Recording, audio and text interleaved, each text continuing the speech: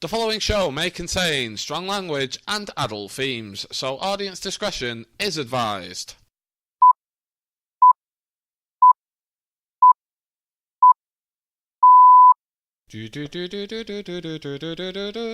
Hot potato show, hot potato show, hot potato show. The hot potato show. Dun-dun-dun-dun. Hello and welcome to the Hot Potato Show, the show where me and my good friend Craig discuss, debate and digest the week's news. So sit back and relax as we take you through the death of King Abdullah, the Saudi Arabian king, the SNP's voting policies on English-only laws, Li Ka-shing's bid to buy O2, our biggest fails of the week, and finally, plus lots more here on the Hot Potato Show. So come on in and join us. The water is lovely and warm. At this moment in time, I would like to introduce my good friend, my partner in crime, my Cagney to my Lacer, my Hutch to me Starsky. It's Mr. Craig. Hello, David. Nice to see you. To see you nice. How have you been, old bean? I've been very good, thank you.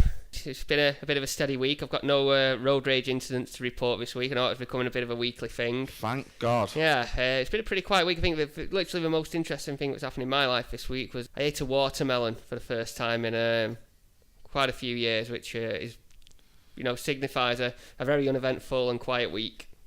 Yes, as it has been in the news. Well, I'm eating watermelon. Well, no, it's been quiet and uneventful. I thought you said it had generally been in the news that I'd eaten a watermelon. No. Didn't think we were that big yet. Craig eats watermelon. David Cameron disgusted. Prefers bananas. William Hague was furious that she did not consult him. I, Craig, had a fairly uneventful week too. Oh, really?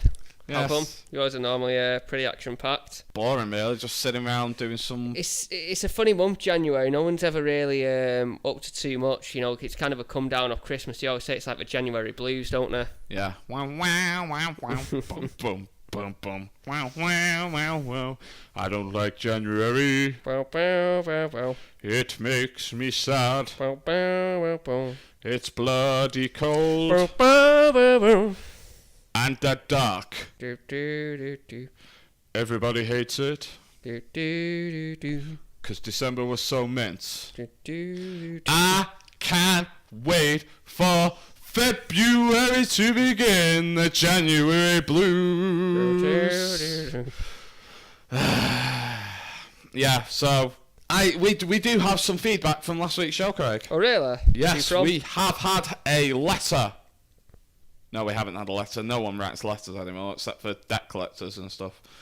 We have had a message on our Facebook channel from Tamara Duggan.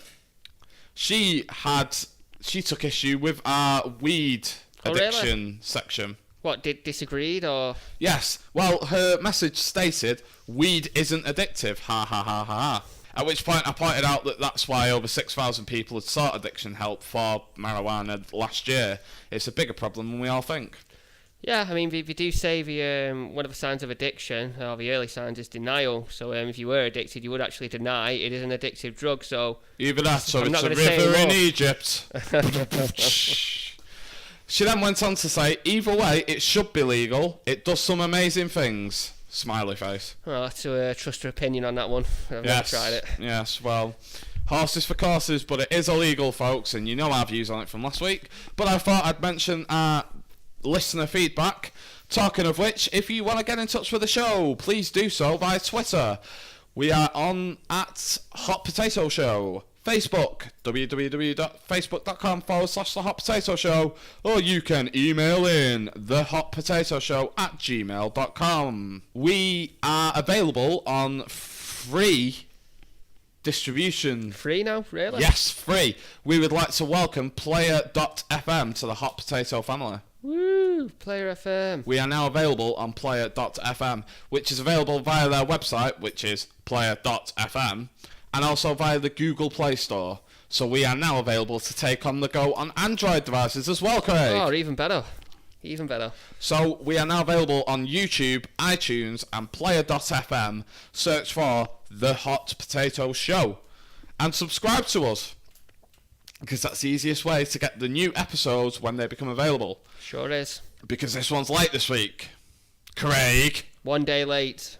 We apologise, everybody. Craig decided he would rather go out and get pissed last night than record the show, so we're doing this a day late, which means it'll be out a day late. So I apologise to everyone who was waiting for it on Sunday. It is now Monday, or Tuesday, or Wednesday, whenever you listen to this. Just for the record, it wasn't a night of sole drinking. There was food involved as well. It was going to a fine establishment in Manchester. There was steak involved. You're not going to plug the restaurant? No. No. Sucks to be the restaurant, I guess. I don't know, I'm not showing favouritism. There's a lot of good restaurants out there. I'm not showing favouritism to this particular one. I'm going to blow the lid. I'm going to say which restaurant it was. Blow the lid? McDonald's. No, McDonald's, Piccadilly Gardens. There you go. Burger King, Piccadilly train station. Ugh. It's just a bar. It's not even seats. I know, you have to sit on the steps at the side. Okay. Now everyone knows how to get in touch, which is going to become important for the next bit. Craig, guess what? What? We've got exciting news! Wow! Do do do do do do do do. We are launching the Hot Potato Show competition. Oh, really? Yes. You're doing it this week? It begins now. Well, not now because we're pre-recording this, but now as in when you're listening to this, listeners, we are going to give you the chance to win a £20, dollar, euro, or whatever your local currency is, a gift card worth 20 money for Amazon. Yes, you can buy anything you like off Amazon, and we will put £20 towards it, or dollars or euros. But, Craig, I hear you ask, how do I win this magical and amazing prize? Yeah, I mean, how do you enter? There are two ways to enter.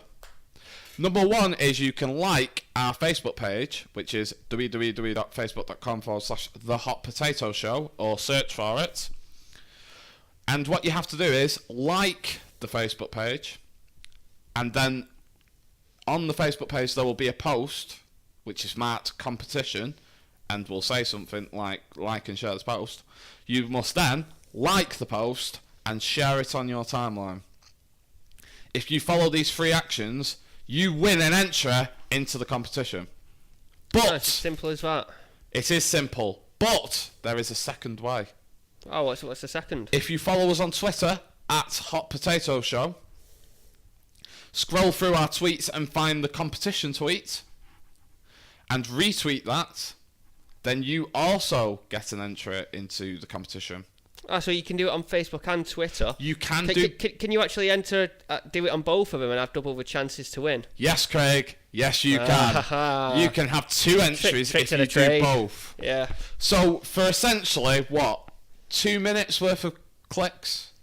Probably like a little 2 bit. minutes of my time's worth 20 quid, blimey. Exactly. Yeah. It's not even that. If you've already got Facebook open, and just take a minute to like and share our posts and our pages and our tweets, then you get the opportunity to win this slightly amazing prize of 20 money to spend on Amazon.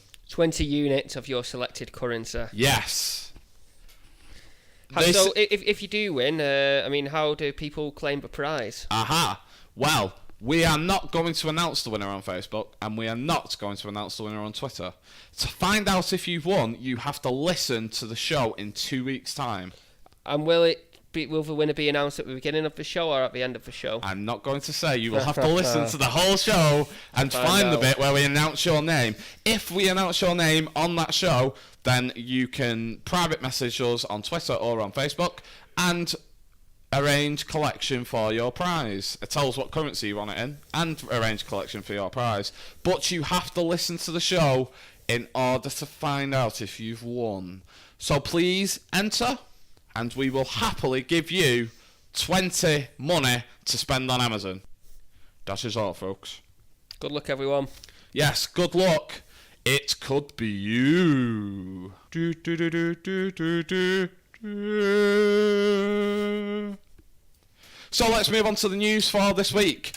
Our first story tonight, Craig, is how they keep changing the schedule on CBeebies so you can never find the show that you want to watch. Well, yeah, I'm glad we're talking about that one this week because, as you know, I'm a big fan of Baby Jake. So when I get home from work, I usually put my feet up and watch it. But now I'm finding I've got Mr. Tumble on, and Baby Jake's already been on, so I've missed it. And I can't exactly say to my boss at work, I need to go home early so I can watch Baby Jake. It is causing chaos, genuinely, in my life. Calm down, Craig. Take a breath. Okay.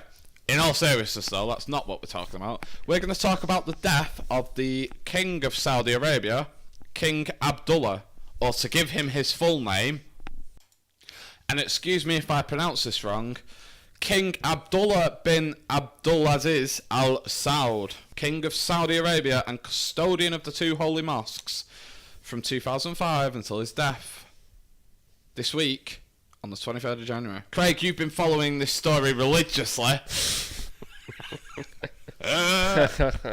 So why don't you tell us... We take religiously in quotation marks. What has happened?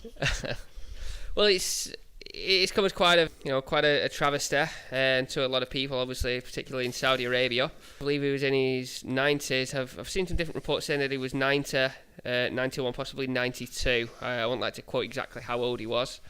Died from what I believe was natural causes. I believe now his brother has actually been sworn in as the new king, and there has been a little bit of worry about the direction the country may now go into. King Abdullah, even though... Well, it can't go any further east, can it? Well, no. Can't go even any further west, north, south. It's stuck where it is.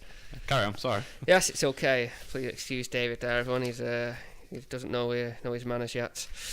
But yes, so King Abdullah, there was a few worries over his brother being coming in, maybe some of the changes he was going to make.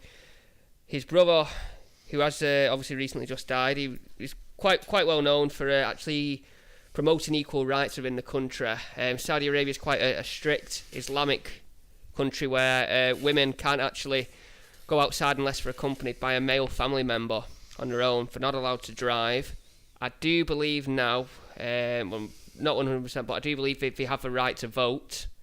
And there's a few other rights that King Abdullah actually brought in. But they can only vote for whoever their husband votes for.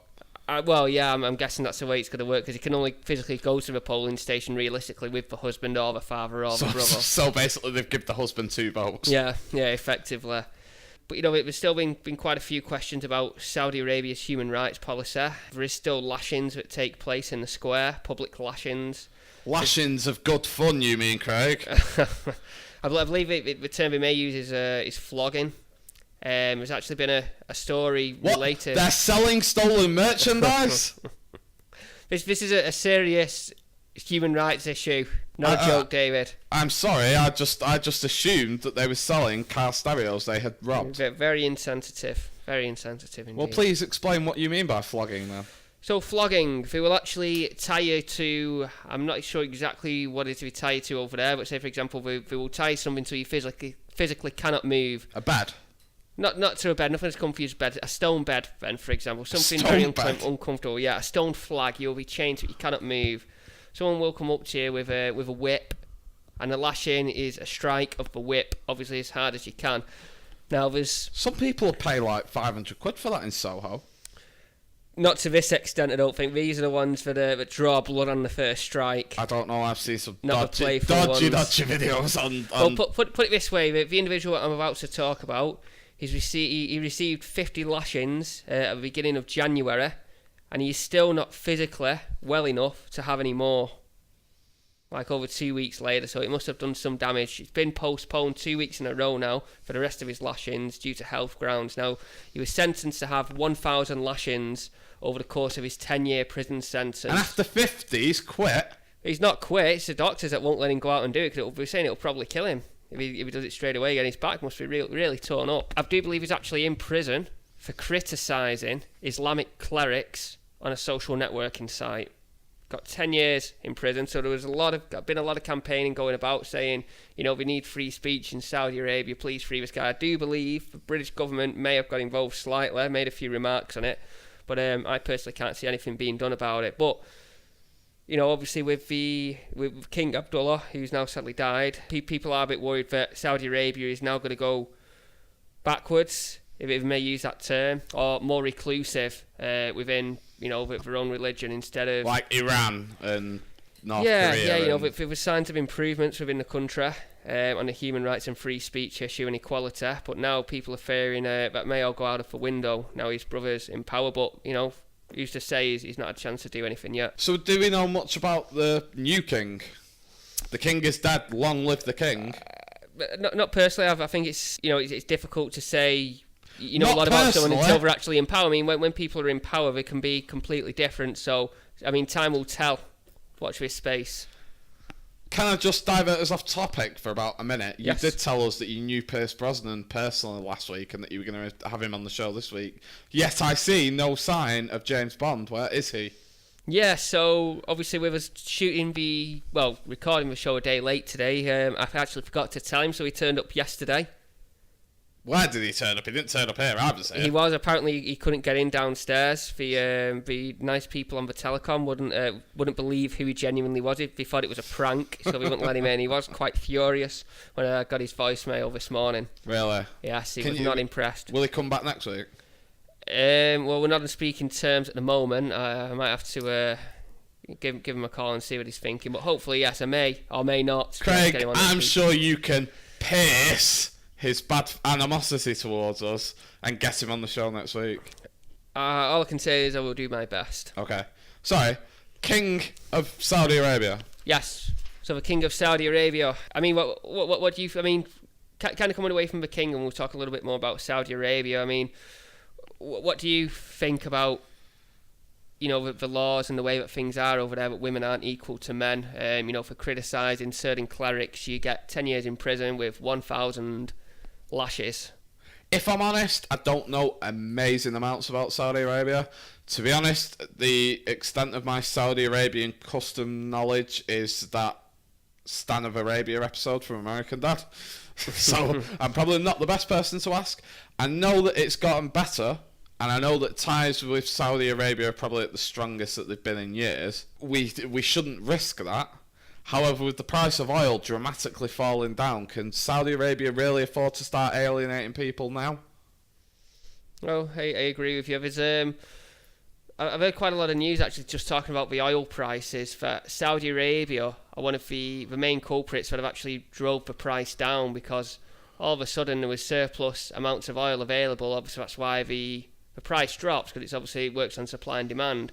So, the tycoon billionaires in Russia and some of the other places where oil is produced, we said, let's actually produce less oil and now get more for it. So in the long run, they'll actually be more well off, these corporations that are drilling for the oil. But Saudi Arabia and some other countries over in the Middle East have kind of said, well, no, they've carried on making the same amounts of what they always had. So now there's a big surplus of all this oil, and it's going for much cheaper, which is obviously good for all of us, because it drives prices down. It drives prices down at the pumps, sort of, but it's not driven prices down so much in other things that you would expect. Well, why? What else would you expect? Well, the price of wholesale gas has gone down as well, and that's not been reflected brilliantly yet. No, I mean, but we're saying the price of wholesale gas has gone down about 20%. Yet some of the big six energy companies, I think we're only making cuts of between 4 and 6%. So I mean, what the hell is happening with the other 14%? It's going in the pockets, baby. Exactly. And also food. The price of food has not come down. But is that going to be affected by oil prices? Yeah, because the price of fuel's less, so it costs less to deliver. That's true. It costs less to farm because the price of oil's come down. Oil, it has an effect on so much, not just the price at the pumps. Yeah. No, it's actually quite surprising how reliant on oil we are. Well, I don't think it's surprising. I think everyone knows how reliant we are on oil. That's why everyone's trying to change it. Yeah, very true. Thing is, if we manage to reduce the price, then it'll make it a lot easier on everyone. Yeah, the price of oil even more? Yeah. It's already the cheapest it's been for, over a decade now. Yep. which is it's going to be great if it does continue to fall. But remember when you could fill your car up for 79p a litre? I've never been able to fill my car up for 79p a litre. I remember when I worked at the services, it was about 77, 79. Really? Somewhere around there. I don't ever remember. It's always been over £1 for me. Remember when petrol was more expensive than diesel? Really? Yeah. I don't even remember that. And then it switched round. Yeah. No, I know for like the last few years at the pump it's been costing me anywhere between 120 to 130 for a litre of diesel. Do you remember when we were kids and when you like parents used to fill up at the fuel station? They used to sell 4-star. Yeah, it used to be like 60p a litre or something. 4-star leaded fuel. Yeah. That was like the cheapest one, wasn't it? Yeah, but then people realised putting lead in your car, leaded fuel, might not be a good idea. Yeah, and it's like poisonous fumes. Well, extra poisonous fumes when it's coming out. But then again, when we were like at primary school and stuff like that, I'm sure most of them still had lead paint on the walls and stuff like that. Oh, it was asbestos everywhere when we was kids at school, you know. So yeah, going back onto topic, I'd just like to briefly touch on, you know, the equal rights over there, how women aren't seen as equal to the men. It's probably true across many Middle Eastern countries. I mean, what do you think the thinking behind that is? Why aren't these women seen as equal to men, like we are, say, over here in the Western world? Because they're lesser human beings than us, Craig. I'm only joking. Please don't hurt me. It's been part of their custom for generations, for thousands of years. I think it's even written into their holy scriptures. So it's a hard habit to break. It's the Middle Eastern smoking. They've been doing it for years. They know it's bad for them now, but they're still just having trouble kicking that habit. Yeah. I think things will continue to change. I mean, is it not technically slavery on these women, what we're having to do? Yeah. I mean, they haven't got freedom, have they? Yeah, but that's an interesting point as well, because their customs are brought over to our country in Britain, and slavery is illegal in this country. Yet we still allow Muslim families to allow the women to be treated like that. Yeah, I think the situation there is a lot of the women may be willing into what's kind of going to happen to them. It's still slavery. Yeah, it is still definitely slavery. And it's still illegal in this country. It's still illegal, but is it slavery if you're agreeing to do it? Yes. If you're willing to do it, it still is. Because as recent domestic abuse campaigns in this country have said, domestic abuse isn't just physical, it can be mental, it can be warping someone's mind, using religion, using anything to make them bend to your will. And that's what women do in that religion. So is a Christian going to church every Sunday, is that slavery? No, but you yourself suggested that women being treated that way was a form of slavery, so you can't now question me about it. I didn't suggest. I was simply asking the question. No, you did suggest. I will play back the audio. You've got me there. You've got me. So you suggested it. Don't question me. Answer your own question. And what is the question? What was your question? You tell me. That is the answer. What is the question? Craig Beard. Or is that the answer? David Allen. Is a Christian going to church slavery? No, I don't think it is, because it's free will. Exactly the same as I don't think a Muslim lady being a housewife and not going outside too much is slavery either. But you just suggested it was. It was a suggestion. It wasn't a fact. But you can't turn around and say it was slavery and now it's not. I didn't say. Have you noticed, right, Craig? I asked a question. Whoa, boy. When I said, when you were talking about women in Saudi Arabia being not allowed to go out and all the rights abuses in Saudi Arabia, you said it was slavery. The second I mentioned it in this country, all of a sudden it's, oh no, it's not slavery, it's not, because they won't be put in prison if they go outside here. If they go outside, they're not going to be chucked in prison and flogged in the middle of the street. No, but they might get beaten by the husband. Well, then that is a crime. That is a crime. If that's domestic abuse, then if you get beaten up by your husband. If you're forced to do what your husband says, is it not slavery? How are they forced? Through the religion. Because the other thing is as well, they're shunned by the families, they're shunned by the community if it's found out that they're not doing everything their husband says. Well, I mean, fortunately, we now live in a multicultural community, so it's not that big of an issue like it would be in Saudi Arabia. I think that's the problem, Craig. I think that the second I announced it in this country, because of the way the multicultural society has been drummed into all our heads now, the second I mentioned the same scenario in our country, you backtrack and say it's not slavery. Yeah, it isn't. Because people have free will. In Saudi Arabia, you do not have free will because it is a strict Islamic state. In this country, you have the freedom of choice. No, because we have strict Islamic communities who enforce the same rules. But you don't have to live in that community. You can move out of it. You have the choice. No, you can't, because the families track them down and try and kill them. We've seen countless accounts of it in the news where fathers and husbands have gone down and tracked down daughters and wives and killed them. Well, I was told a story only a few weeks ago about it's a friend of mine. They had a customer who came in and he kind of got a bit of a story off him. It was an Asian girl, and she actually was pregnant before she was married, and she didn't want to have an abortion or anything like that. She had a boyfriend turn up to her work, threatening to kill her, trying to punch the door down. Her family were all exactly the same. She actually went to the police. The police have now given her a completely different identity and moved her halfway across the country to get away from it. Here's my point, though. It's just exactly the same. A Saudi woman doesn't do what her husband says in this country. They're living over here. Her husband says don't go out. She goes out. He finds out. Not only is he going after her and punishing her with a flogging in her own home in Britain or with a beating, but also then the whole community of which they're a part of, because they obviously live in quite seculated communities around the UK, then start shunning her as well.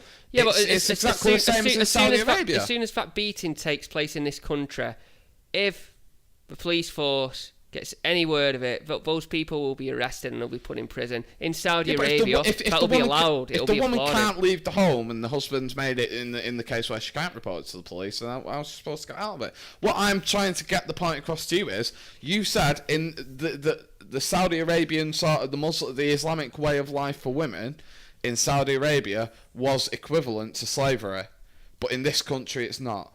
Yeah, I've just given you an example. It's pretty much exactly the same thing. So where's the difference? I just don't understand how it's slavery in Saudi Arabia and it's not slavery because in this country there's such a thing as equality. In Saudi Arabia there isn't. Yeah, but in communities that uphold Sharia law and that these women can't exercise the rights to equality, then how is... Sharia law has no legal standing in this country. It doesn't have legal standing in this country, no, but it is widely enforced in communities. I've seen no sign of it. It is. People have been reporting it out. Again, it's reported all over the news, like I said. Well, go on. How do you stop it? You see instances. How would you stop it?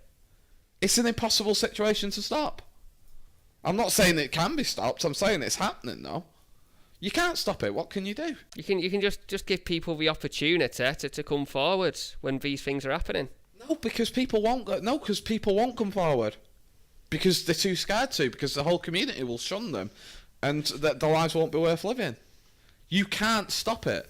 So without having a police officer at every mosque, household where this thing could be happening to try and stop it, which is an impossible thing.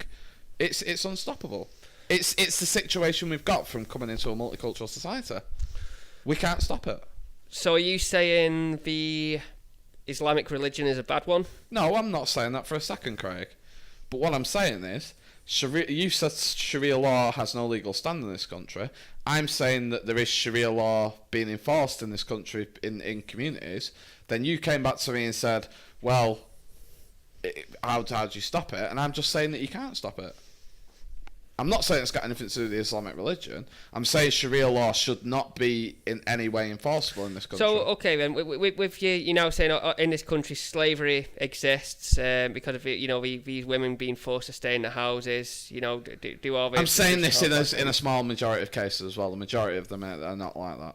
In a small majority of cases. Small minority, sorry, not majority. So you're saying that these things happen because of the religion. You're saying the religion is the driving force behind these crimes, yeah? No.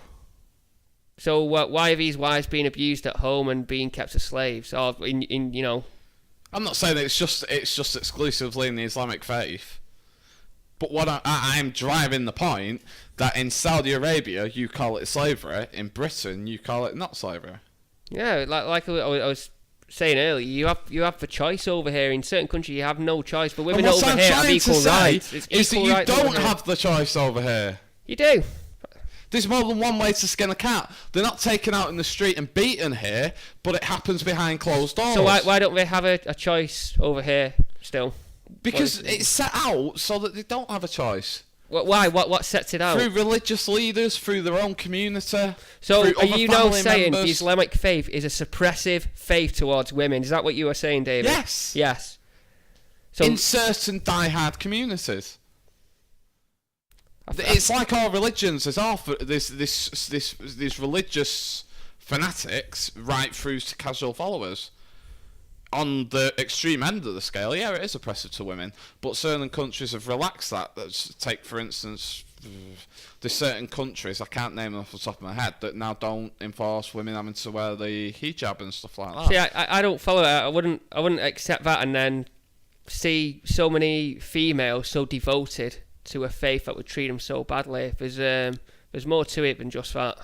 Well, we're not religious experts, we're not Islamic experts, so maybe if someone can please come on the show, or at least maybe put a few comments on the webpage, not the webpage, sorry, on Facebook, Twitter, or YouTube, it'd actually help us greatly. Yes, it would. If an expert of some sort does want to come on the show, we'd be more than welcome to have you, including a religious leader from the Islamic faith. We would love to learn more about the faith and be able to present your faith more, and we'd be able to love to ask you questions about the faith. So if there's an Imran out there or a religious leader, I might track one down if we don't get any offers. Yeah. I mean, it would be good. I mean, our views and opinions, as much as I would hate to admit it, but we are they're quite naive because we don't understand it fully. So it's just our interpretation of what we see, what we've read, things like that. As two 20-something guys, white English guys, we're not as aware as we should be with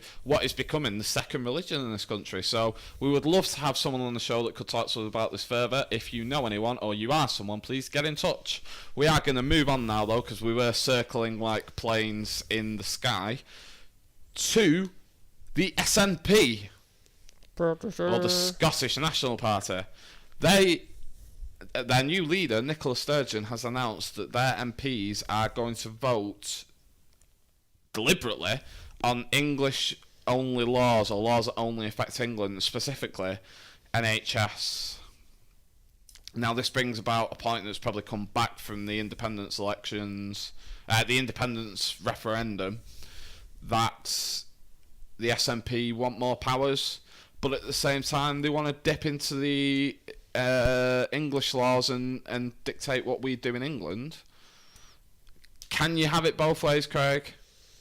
Or are we reaching a crisis point where something needs to be done? I think we are reaching a crisis point where something has to be done. I mean, it's like school playground politics now. The Scottish National Party wanting to vote on things that are only going to affect English people. We have no reason to be voting for it, but I can see why they're doing it, because it's been vice versa both ways. I think there does need to be devolution, not just for Scotland, but I actually think for the north of England as well, from the south. No, I disagree. I don't think Scotland should get any more powers. Any more powers would if we give Scotland any more powers, it would basically be giving them all the rights of an independent nation without any of the cutback, without any of the negatives.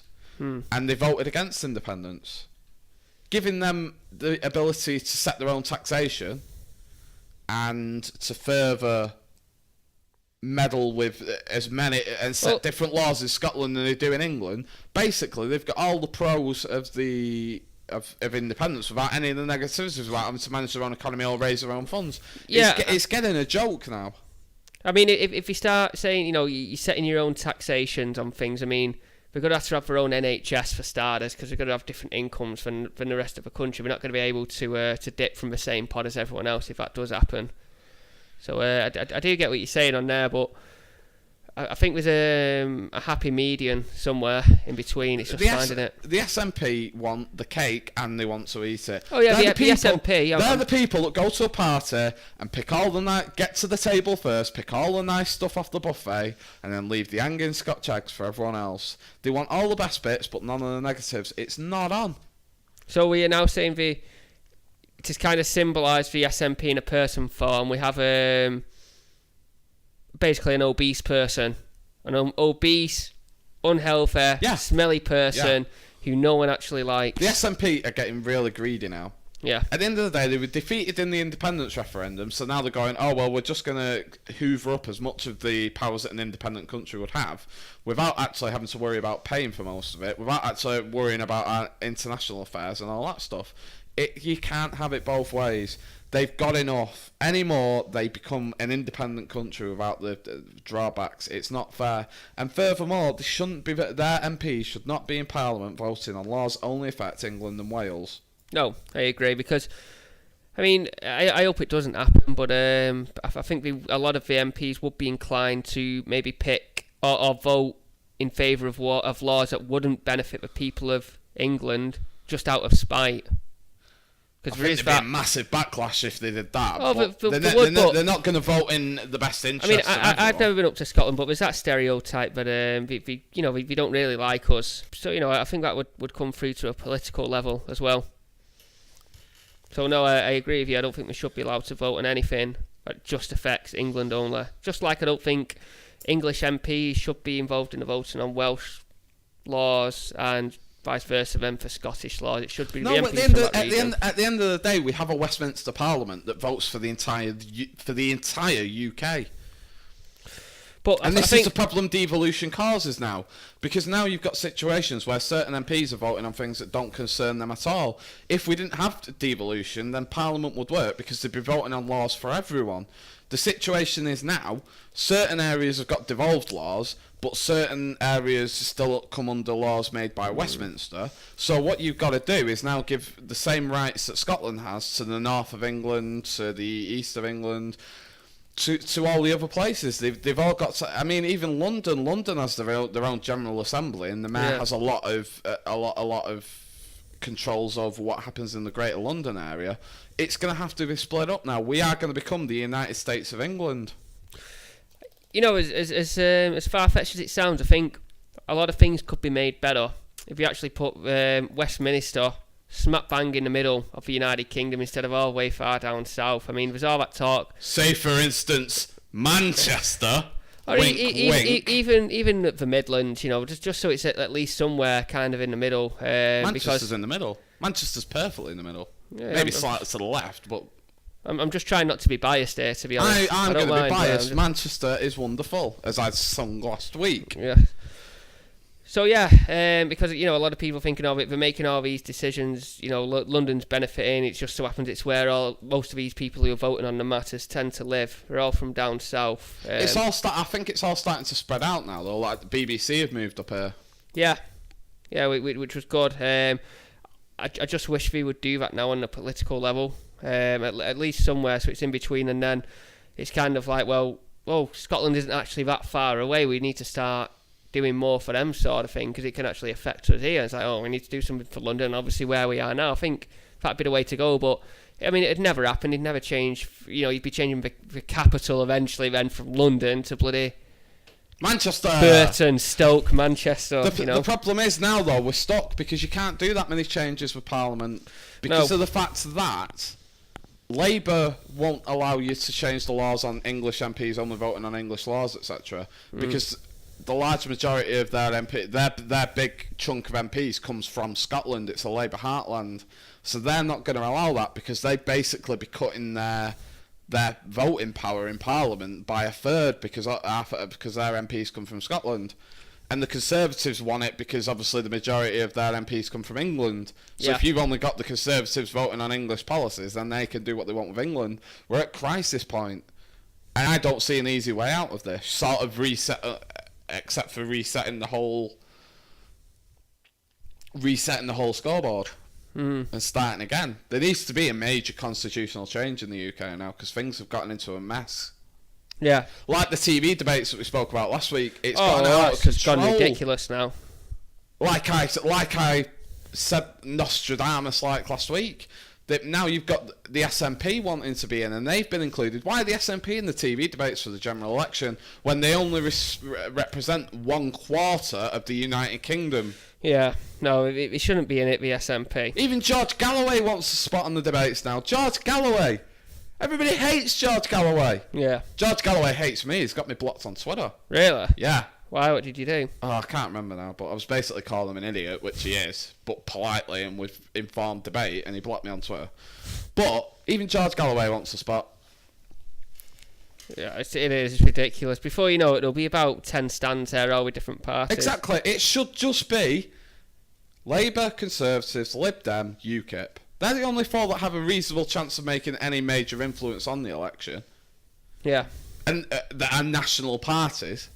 And when I'm talking national, I'm talking the UK. SNP have got nothing to do with it. The Greens, with respect, are in a minority. They're not going to secure enough votes. I know. But I'm going to cut this topic off here because we may be doing more on this in the next few weeks. So we'll leave it there. Stay tuned, folks. Let us move on. Although, if anyone from the SNP wants to come on the show and again tell us why, please do. Let's just move on though. Our next story. Craig, you know O2? The phone network? Yes. Yes, I do. Not Oxygen. Yes, I was going to say. Oxygen is great. No, that's not what we're doing. Well, a man called Lee K... excuse my pronunciation here. I think it's Lee K. Shing wants to buy O2 in a deal worth £10.25 billion. Lee K-Shing, is he not the guy who owns a free network? Craig, you only know that because we researched it before the show began in the production. This is a genuine question. Yes, he does also own Free, or owns the parent company of Free, which is Hutchinson something or another. Ah.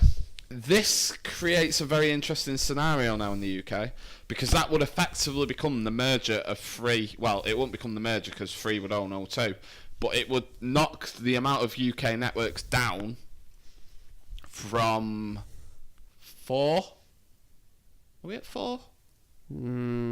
Vodafone, EE. O2 and Free. EE. Vodafone, O2, Free, EE. Yeah, that's 4, isn't it? 4 major networks. Yeah, I don't think we're missing one. There's loads of little ones. Yeah, you have like all that Gift Gap and whoever else for little ones. But yeah, it's Vodafone, O2 and EE are the 3 major ones, and then you have Free as well. So that would knock us down to 3 major networks. And the other interesting thing is as well, also another deal on the table is BT are looking to buy EE. Really? Yeah. See, it wasn't too long ago that EE used to be Orange and T-Mobile, and they only just kind of did that merger. We had 5. And now it's gone down to essentially, possibly 3. It's worrying because obviously the less competition there is, the higher prices are going to go. I'll tell you something that interests me about this deal though. O2, in their previous, if you follow the lineage, the history of O2, they used to be BT Cellnet. Really? Yeah. And now BT is trying to buy EE. So, with BT possibly knowing that O2's up for sale, will they not try and go back and buy the network that they used to own? Because surely O2 is going to be cheaper than EE. Yeah. Yeah. So now it's on the table. Are BT going to go, oh no, we won't have EE, we'll go after O2? But, Plus, I mean, we know with EE, if you buy EE, do you also get Kevin Bacon? I mean, I would want that as part of the deal if I was to buy EE. I would want that. I would want Kevin Bacon. I'd be part of the negotiations. You know what? I've got to be completely honest here. I've got a bit of a man crush on Kevin Bacon. Really? Yeah, I think he's awesome. Do you like him in Footloose? Yeah. But I mean, I like him in the EE adverts. Footloose is David's favourite film, everyone. No, it's not. It's Man on Fire. He has it on Blu-ray. I have not got it on Blu-ray, although I did today become the proud owner of House of Cards, the complete first and second seasons on Blu-ray. Footloose remastered edition, extended edition, director's cut. No, I do not own Footloose. I was about to go on and say House of Cards is an amazing series. And Animal House. your own as well. Animal House is a good film. Apollo 11, is it? Or is it Apollo 13? Apollo 13. Apollo 13, I also that see in the is also a shelf good there. movie. Apollo 13. I don't own any of them. My DVD collection. Oh, is that one say Hollow Man? Is that a Kevin Bacon film? No. You got an entire collection of Kevin Bacon films there. Craig, I've got 3 Blu-rays. Oh, well, no, That's it's only more. because I got the Xbox One for There's Christmas. some DVDs there as well. No, Kevin there's Bacon a ones. large collection of DVDs on the back shelf, which I found out the other day are now worthless on the trading. Really? At What? CEX. They're all worth about 10p each. So you just kept them? Yeah, because I was looking to clear out, with the switch to Xbox One, I've been clearing out my Xbox 360 collection, which, as you will have noticed, Craig, is now completely disappeared. Yeah, so you just sold it all. Yeah. I'd had enough. I was like, I'm never going to get a chance to play these games again. So I cleared them out, and I was also going to take a lot of DVDs that we'll never Have watch you sold again. the 360? No. I still have my 360, just because I can't part with that. And also, there's a lot of games on the hard drive that I've bought in the Xbox sales and still not played. Yeah, so anyway... No, I've not finished. Listen to me. So I've cleared out the 360 collection. I was going to clear the DVDs out, but then worthless now, so they're just going to take up room on the box shelf till I I can't believe eventually... you'd only get like 10p for Footloose now. I've not got Footloose. Well, it's Apollo 13. It's We must not. give you more than 10p for that. Animal House, more than 10p, surely. It's Hollow not. Man. That's not Battle. That's got to be more than 10p. If anyone just wants to sell me these, if anyone does want to send me free copies of these films on DVD, Blu-ray, sorry, not DVD, I've got plenty of It's them. got them already on DVD. Yeah. So If you want to send them me on Blu-rays. Blu-ray, I'd be more than happy. But yeah, as I was just going to say, quick plug for House of Cards. If you've not seen it yet, please, I implore you to go out and buy this box set on DVD or Blu-ray. It is available. It's on sale on Amazon. I don't know if it'll be on sale by the time we're giving away the voucher, but it's on sale on Amazon right now for £25. Please, seriously, go out and buy it. It is an amazing series. It is. If you're a fan of The West Wing, you will love this. If you're a fan of Kevin Spacey, you'll love this. In fact, actually, 2/3 of my Blu-ray collection are Kevin Spacey stuff. Really? Yeah. Because you got House of Cards down there, you got 21. And the other third's Kevin Bacon, did you say? Kevin Bacon. You know what? I'd love if someone could send me a Blu-ray of just all Kevin Bacon's EE adverts. Yeah, that would be quite good, actually. Yeah, we love Kevin Bacon. If Kevin Bacon wants to come on the show, this didn't work with Monty Panesaro or Pierce Brosnan, but if Kevin Bacon wants to come and just make a quick appearance on the podcast via Skype, please, Kevin, tweet us. We would love to have you on. We are not worthy. Anyway, so, yes, Hutchinson are looking to buy O2. Back onto it. This could dramatically change the landscape, and also the problem with this is prices could rise because Free will be looking to recoup the money that they've spent on buying O2, and there'll be less competition. It is ridiculously expensive now. I've noticed over the last few years the prices are gradually creeping back up again. I think prices are going to come down when all the multiplay. That's what they call it, aren't they? The multiplay companies, you know, like Sky, Virgin, and BT that do broadband phone and TV. Oh yeah. When they get into the game, which is what BT is trying to do by buying EE, I think prices will start to come down then because they will package it all together. I'm really surprised Sky haven't gone down this route yet. Because Virgin they've got their own mobile network, which is not a real network, it's a virtual network that jumps on, I think it's EE Signal. But, which would be interesting as well if BT buy it, because they might cut that deal off. But I think when the multiplayer guys get into it seriously, and you can basically get your TV, your broadband, your home phone, and your mobile phone all from one company, the prices will drop dramatically then. I think you'll be paying a lot less. Yeah, I mean, I think what a lot of the companies are trying to do is kind of provide a full range of services all for one full-on monthly price. Yeah. We're all trying to do it. We all just want to become, just one corporation instead of a company. A corporation that has its hand in everything. It's convenient for everyone though. If you got all 4 of them services in one bill. Oh, it's just like what the supermarkets have done. You go there, you get your lottery, you can even get your car washed at some of them now while you're doing your shopping. You get your petrol as well while you're there. Bleeding out, all the supermarkets have got their own mobile phone networks as well. Yeah, so even Sainsbury's has got one. That's how it's going. I mean, all we're doing, they're obviously renting the lines off the big networks. That's how we do it, but still. But that's because we've become a nation of lazy people who just want to do as little as possible. Yeah, we need to get support in the local independent stores again. Well, you can't do that with phone networks, obviously.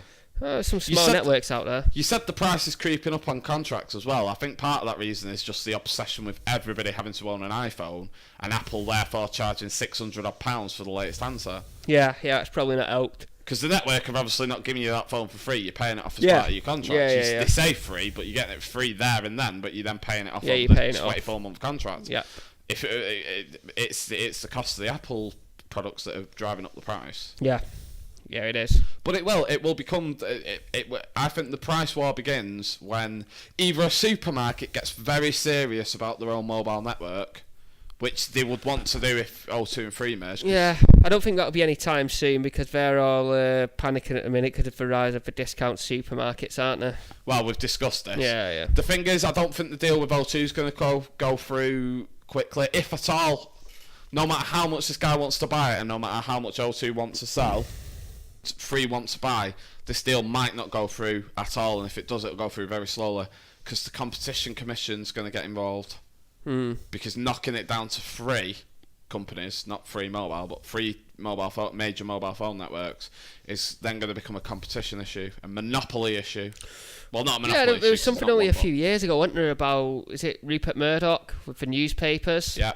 I think some MPs even stepped in to try and stop that from going ahead because they were saying he was going to have too much power across the press as a result of it. That's it, and that'll be the same thing here. They want to keep as much competition as possible. So for 2 big companies to merge like this, and 1, they'll create a super company, and 2, they'll cut the competition on the high street down. Yeah. So I think this deal's bad, and I don't think it will go through.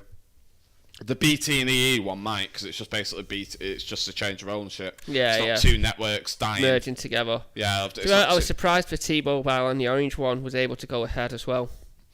Yeah, but 5 down to 4, I don't think they saw a problem. 4 down to 3.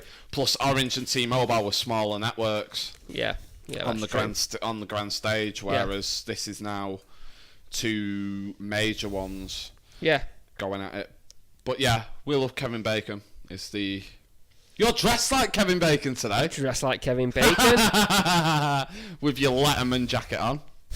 Just the jacket is a Kevin Bacon jacket. Craig, give us a bit of Footloose. No, the song, you idiot, not shaking your foot. That's what he does. Yeah, I know he does that, but there's also I don't know the song. Put it on your DVD now and I'll mime with it. No, I can't. Why? I can't because we'll get copyright infringement. Footloose, Footloose, I don't know the song. Because he's not singing the right words. We can't get done for copyright infringement. Ha ha.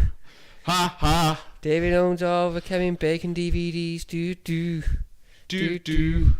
Everybody sing Footloose. Anyway, let's just move on for a show that might come under the 2-hour mark. It is now time for everybody's favourite feature. Yay! Ladies and gentlemen, it's time for Biggest Fails of the Week. Yes, that's right, biggest fails of the week. Or hashtag BFOTW, which did not take off on Twitter last week, I'm afraid to say. But we will try again this week. We were outraged and furious that we weren't trending. Yes, but if I put it in the competition post, then it will trend. Yes. Haha. Biggest fails of the week. This is our regular weekly feature where we talk about what we think are the biggest fails of the week. It's fairly self-explanatory, really. I shall, as always, let Craig start. Craig, your biggest fail of the week. My biggest fail of the week. So it's actually quite a good one this week. Have you heard of Tutankhamun, David? Yes. Yes. So yeah, the Egyptian pharaoh, who is obviously mummified. He's I think he's been all around the world now on display. He's actually found his way back home to Egypt now. He's on display. You make it sound like he's just hopped on a plane. Yeah, he's been on a tour. Mommy, I'm home.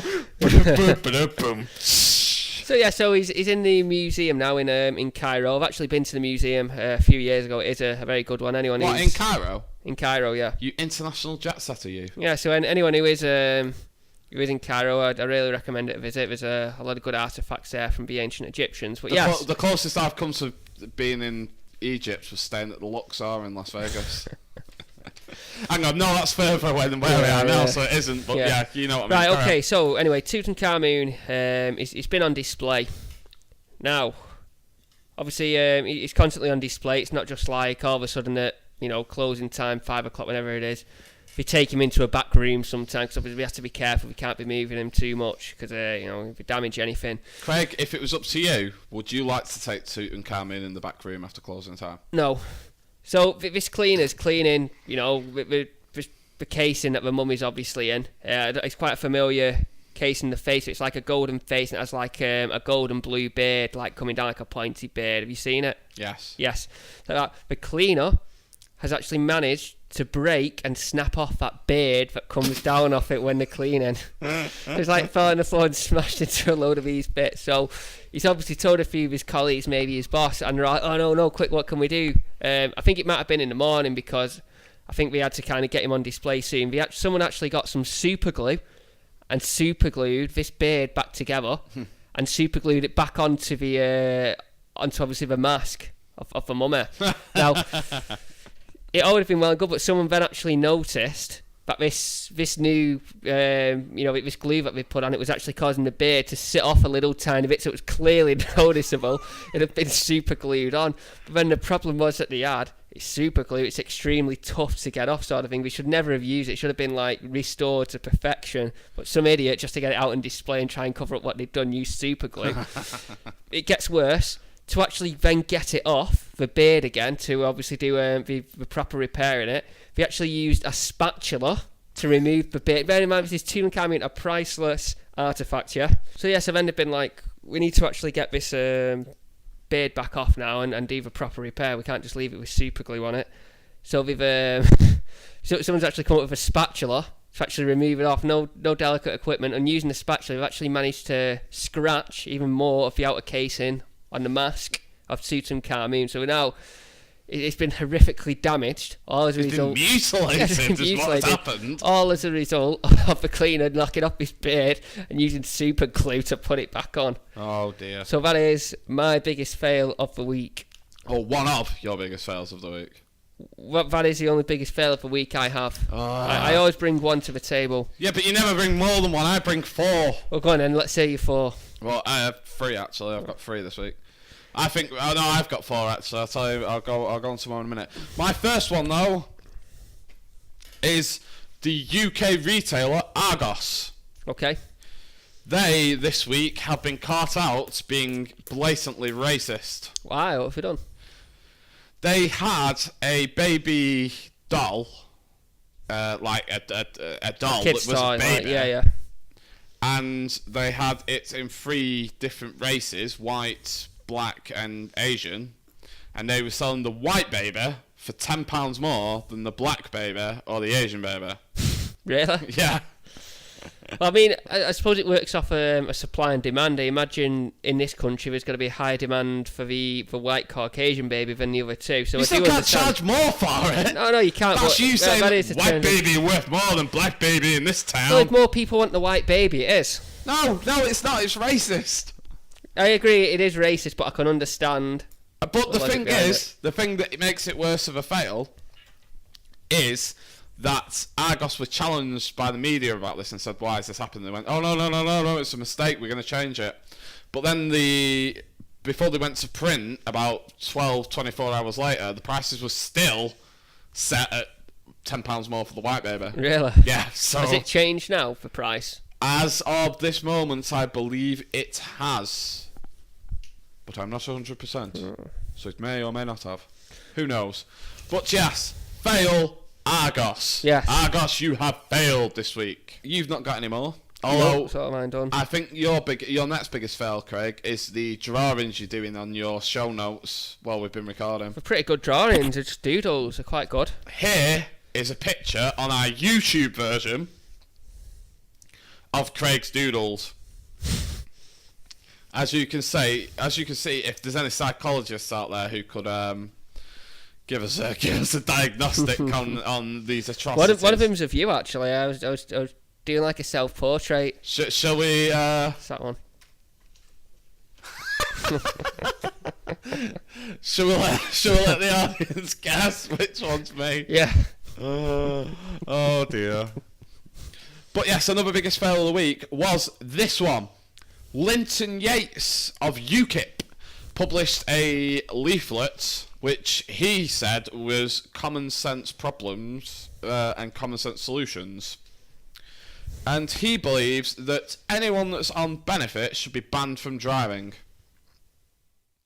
to lower congestion.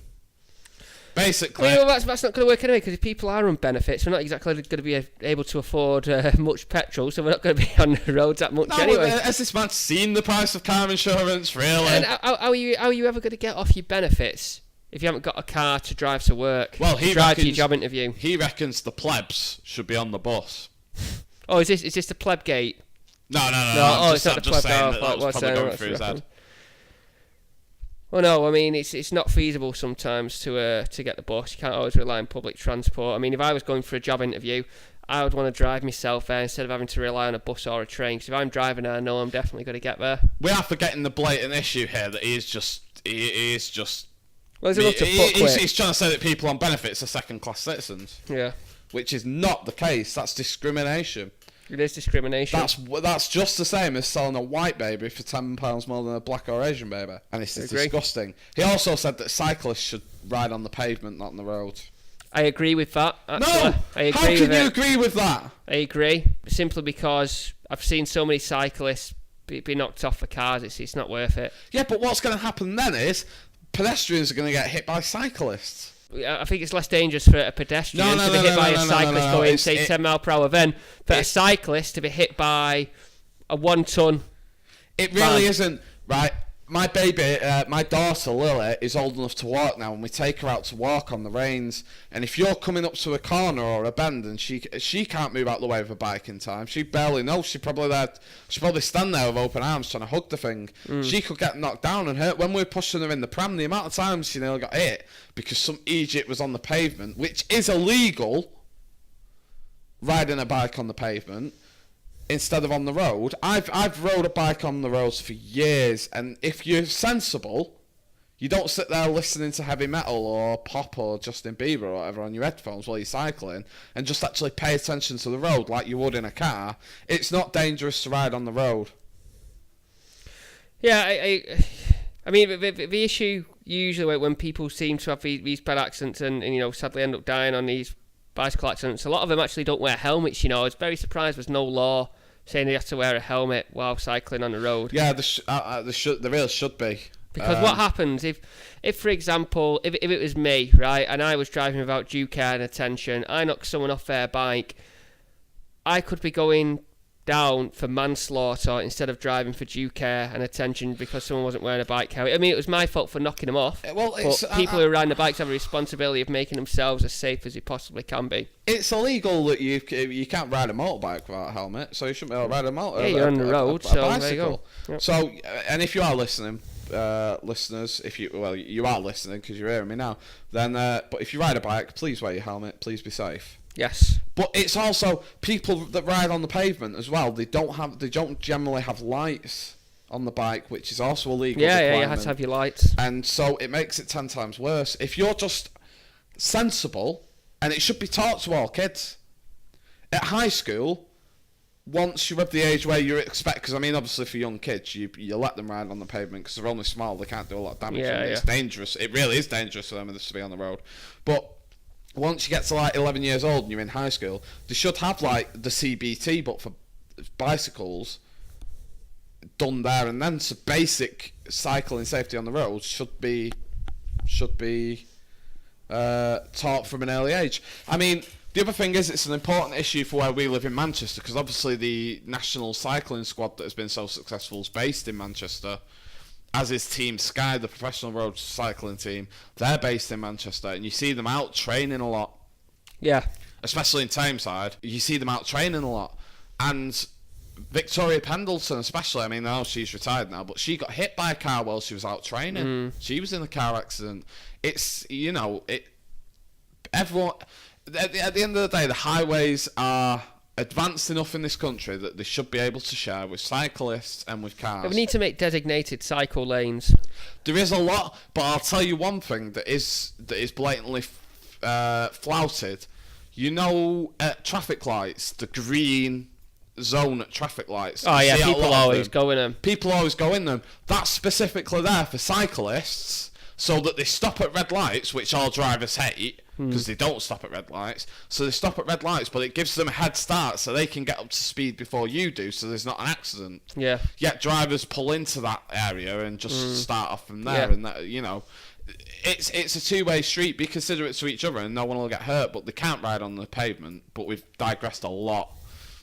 It is, as a driver, I do admit it is extremely irritating to say be on a dual carriageway, something like that, and you've got, no, not a dual carriageway, but you've got a two-lane road, yeah, and there's a cyclist there on the left-hand side, and you cannot get past them whatsoever, and eventually when you'll get past them, you'll get to the lights, they'll be back in front of you again, and you're stuck behind them, and it takes you absolutely ages. It's so infuriating when it happens. It's right what happens, there's nothing you can do about it. From a motorist point of view, it is extremely annoying, but the cyclist isn't doing anything wrong.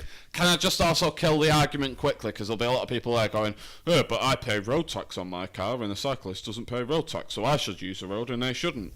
Can I just point out that your council tax covers for highways maintenance, and therefore your road tax covers for motorways as well and stuff, and cyclists can't go on motorways, whereas we all pay council tax, and the council tax goes for the maintenance of the highways. So don't just sit there and go, oh, I pay my road tax, and they don't, because they pay for the upkeep of the roads just as much in council tax. Ha-ha!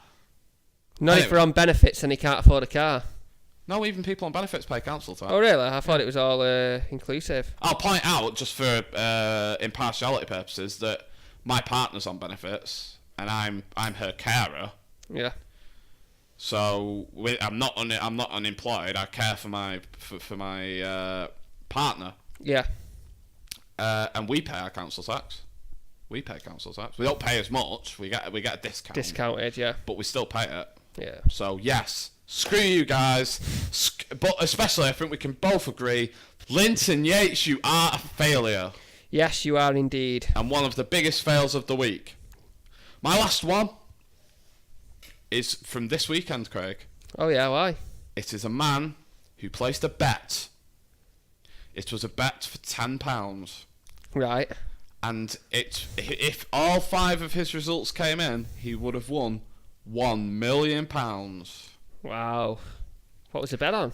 The bet was on 5 FA Cup games, 4 of which he had up as winners. However, the 5th one was on the late kickoff on Saturday, and it was the Liverpool game. Oh, the Liverpool and Bolton game? Yes. Yeah. Oh, it was a draw, wasn't it? Oh, who did he have? Liverpool to win? No, I think he had Bolton to win. Bolton, right. That's probably why it's £1 million he was going to win that. However, because 4 of the games were the 3 o'clock kickoffs and one of them was the 5:30 one, after the 4 games had come up, he was offered a cash out from the bookmaker, which was Betfair, I believe. Other bookmakers are available. Betfair offered him £15,000 to cash out the bet. Right. On the 4 after 4 of his 5 won. So it was basically a deal or no deal scenario of you can have 15 grand now, or you can wait, and if your final team wins, you win £1 million. Ah. He did not take the £15,000. Oh, and it was a draw, wasn't it? It was a draw, so he lost everything. But he could have won £1 million if Bolton would have won. Yeah, but 15 grand for £10. It's good, but if you think they're only paying 15 grand, they're still short by 900,000 on the sake of one game. I don't Yeah, but the idea of the cash out is to make it sort of tempting, but not tempting enough that they'll have to, because they don't want you to take the 15 grand, do they? No. But 15 grand, would you have took it?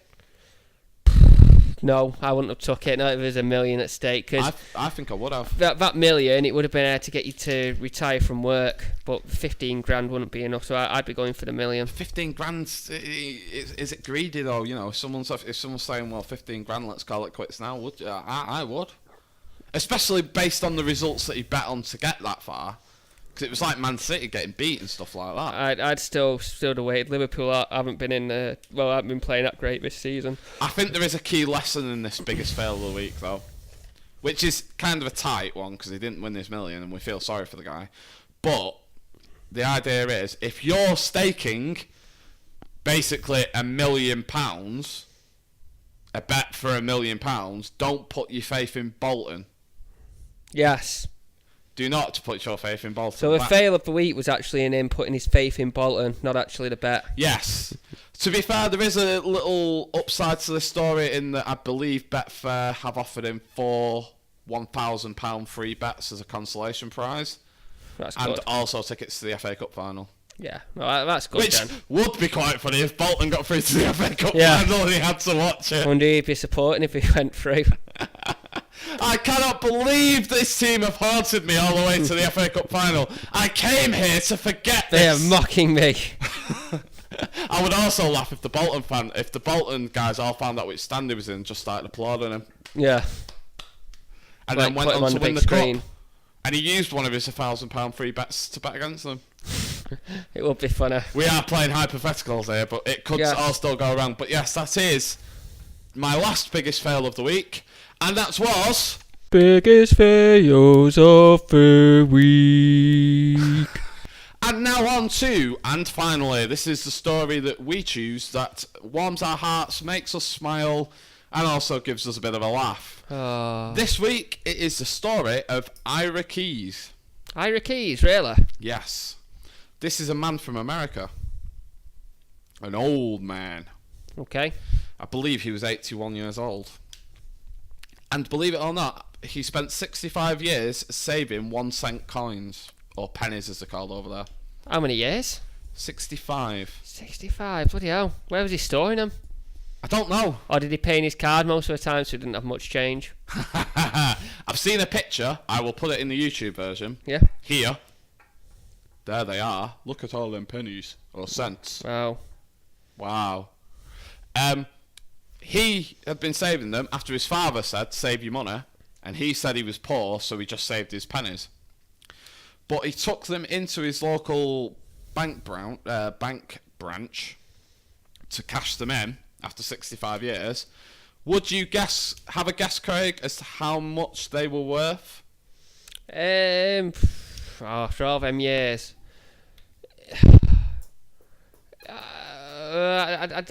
Let's say 5,000 No. $5,000? Yes. Or pounds? dollars. No. Really? Yes. Well, if I'm going to say $5,000, if he's collecting 1 cent, is that not going to be the same as collecting 1p?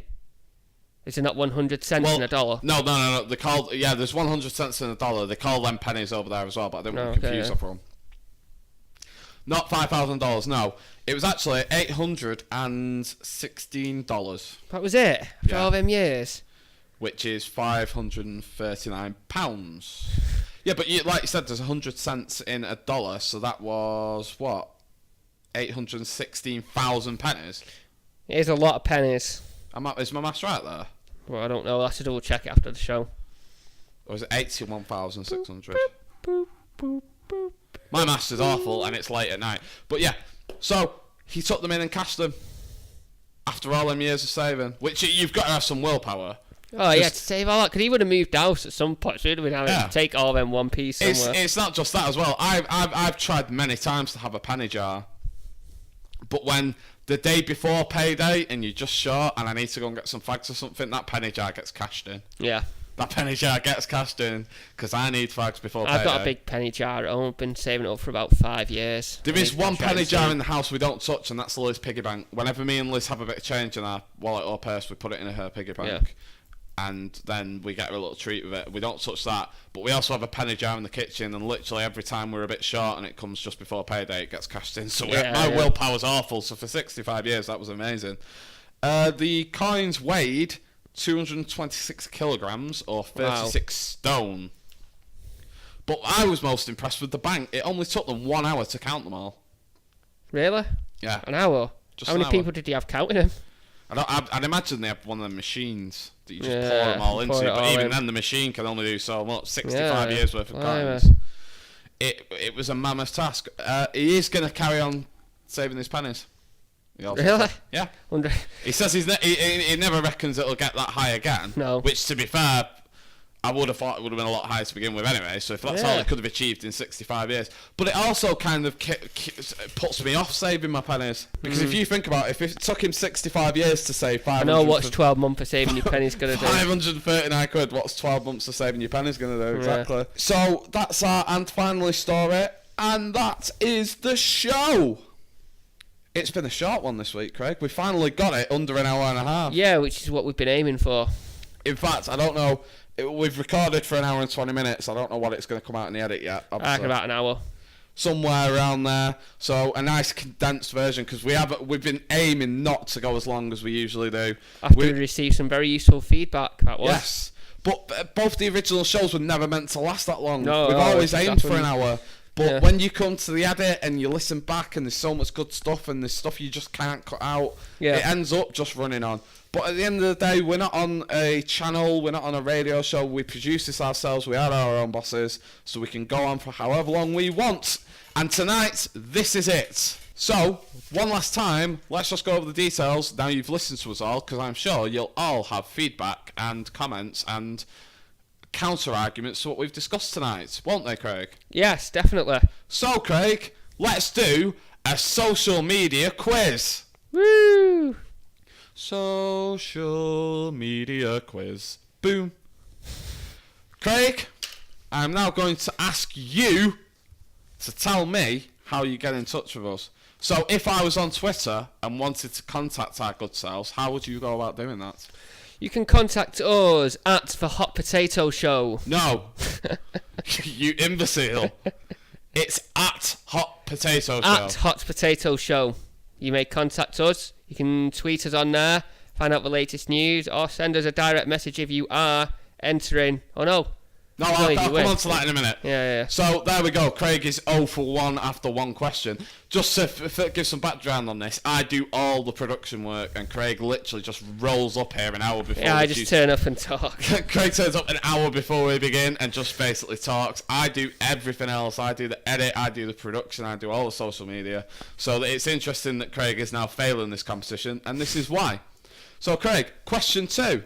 If you wanted to contact us on Facebook, what is the website address? It is facebook.com/The Hot Potato Show.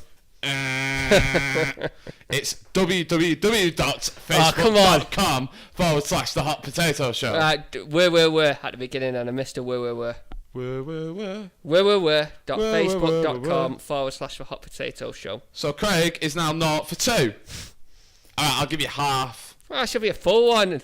No, 0.5. If you just type in facebook.com For two. and the top of your thing now and you search and it'll come up. No, it'll come up. This web page has not been found.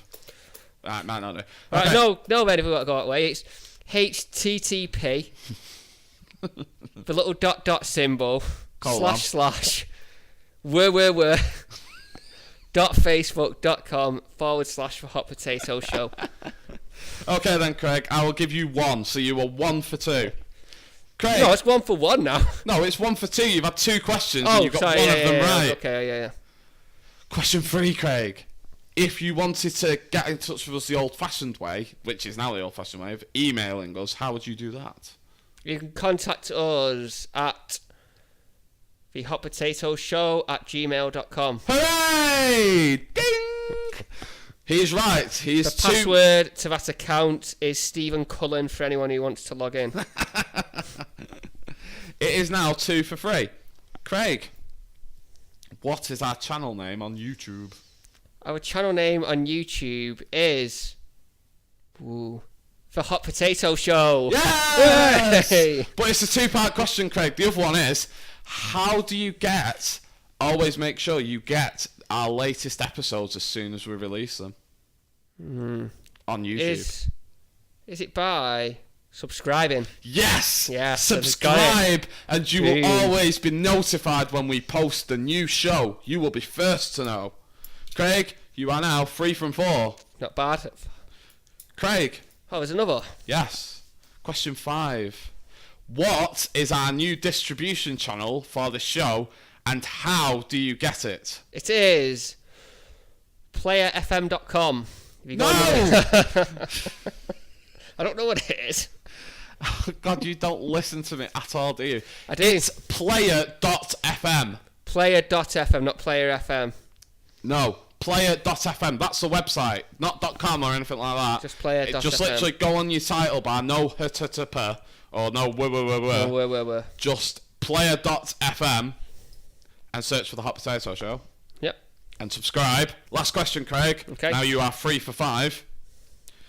What is the other way you can listen to our show? If you have an iTunes account, you can log in and you can find us on there. Yes, you can. You can subscribe to us on the iTunes podcasts, either through your desktop computer or via the app on your iFangled device. And subscribe and you will always get the latest show on iTunes. And also subscribe and leave us a review and get involved and boost our numbers so we become that popular and have friends. Hooray. So, Craig, you did 4 out of 6 on our how to get in touch with us. See, that's not bad quiz. at all, considering I've literally been involved in no way, shape or form in any of those accounts. No, you have been busy, though, and you have promised me that once that's settled, you will get involved Yeah, I'll take a more. more active role. Quickly, then, just to wrap up as well, after all that talk of social media, Craig, there is a very important reason why you should get in touch on social media, isn't there? Oh, yeah, the competition. The competition! You can win 20 money, £20. 20 units of your selected currency. 20 units of your selected currency, whether that be pounds, euro, yen, dollars. We will give you £20 of your selected currency to use on Amazon.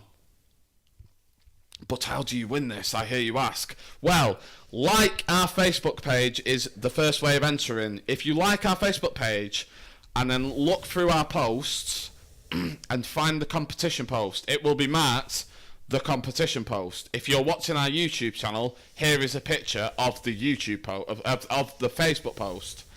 Find that post and then like our page, like the post and share the post on your timeline. That's all you have to do. 3 clicks and you're done, and you've entered this competition.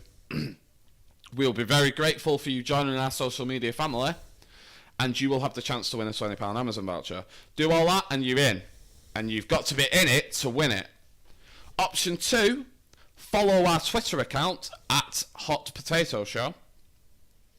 Find the competition tweet, which will be marked the competition tweet, and retweet it. That's all you've got to do. 2 clicks on Twitter and you're done. You're in to win. If you want to double your chance of winning and get 2 entries to the competition, do both. There's no limit on how many you can do. There are terms and conditions. You've got to be over the age of 16 to enter. You cannot be directly involved in the show, Craig. Yep. So, what, I can't enter? No. Oh. And there will be other terms and conditions which will be on the Facebook page. So yes, enter the competition and you could win £20, dollars, euros, lira, rubles, Canadian loony pounds. How gutted are we going to be now Lira. if there's a currency out there where £20 of whatever their money is like 2 million quid. Well, you did say 20 units of my currency, and this is it. There will be a disclaimer in the terms and conditions that will cover us from that happening. But other than that, yes, we will give you a £20 voucher in a currency of your choice. Will we do it in bitcoins? No. No, okay. No virtual currency. Okay. Then. Let me clear it up. We will give you £20 in your currency in your currency choice in an Amazon voucher. Okay. Okay. Yeah. The winner will be announced in 2 shows' time. So not the next show, the show after that. but we will only announce the winner on the show, so you will have to listen to that show to find out who's won. I will not post the name on Facebook. I will not post the name on Twitter. If anyone does post the name on the Facebook and does post the name on Twitter, then you will be disallowed from the contest. So don't do it. You have to listen to the show to find out if you've won, and then contact us via Twitter, Facebook, or email. Twitter or Facebook on the account that you tweeted or posted us. So that's the competition, and that is the show. Craig, it has been an absolute pleasure. Yeah, it's been lovely as always, pal. Let's go now and watch Footloose. Footloose. No, don't do that. We'll get content ID. La la la la la la la la la la la. Can we not watch Hollow Man instead? No, we can't. Well, Apollo 13 then. We're watching one of them. Apollo 13. Let's watch Apollo that. 14. If we've got time, we can watch Animal House. Yes. And then when we record the next episode, are we watching Man on Fire? No, because you need to catch up on the following, which also stars Kevin Bacon. And you're a few episodes behind. Oh no, I've heard that's quite good actually. It is good. The first season was really good, but then I stopped watching it in the second because it went a bit ridiculous. Oh, I might have to give that a watch. First season was really good. But seriously though, we're watching Man on Fire? Yes. Okay, brilliant. Alright, that's all we've got time for. Craig, say goodbye. Goodbye, my friends, my listeners. We'll see you all again someday next week when we will come at you once again. Yes. Okay. Thank you very much for listening, everybody. Get in contact, subscribe, share, like, talk to us, speak to us. Have a good week. Goodbye.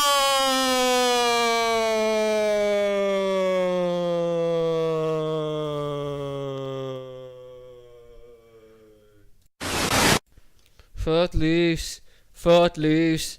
I don't know the song. Because he's not singing the right words. We can't get done for copyright infringement. Ha ha. Ha ha. David owns all the Kevin Bacon DVDs. Do do. Do do. Everybody sing Footloose.